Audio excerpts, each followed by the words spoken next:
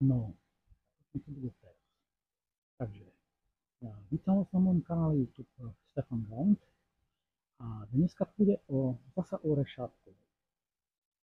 Sudkyňa Krajského súdu Rešátová a jej svojvôľa. Jednoducho ako podnikatelia nemôžeme byť v právnom váku, pretože niekto si zmyslí niečo a pre neho obchodný register nie je záväzný. Obchodný register je záväzný, pretože sú to základné dokumenty každej firmy, ktorá je zapísaná v obchodnom registri.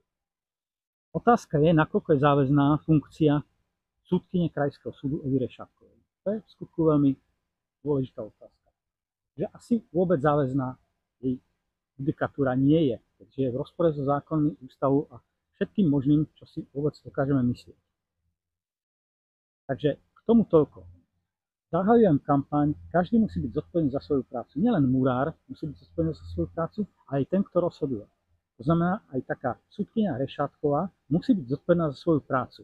A to až do takej miery, že nad ňou bude visieť slučka a každú chvíľu bude môcť byť obesená. Pretože v Maďarsku už sudcov vešali. Budeme musieť nasledovať veľmi dôležité posolstvo z Maďarska z 56. roku, keď v Kazimbarcike viseli sudcovia ešte aj v talároch.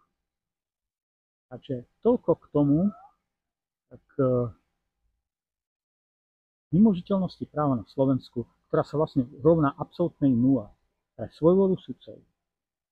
Učím sa s vami z môjho kanálu YouTube Stefan Gaunt.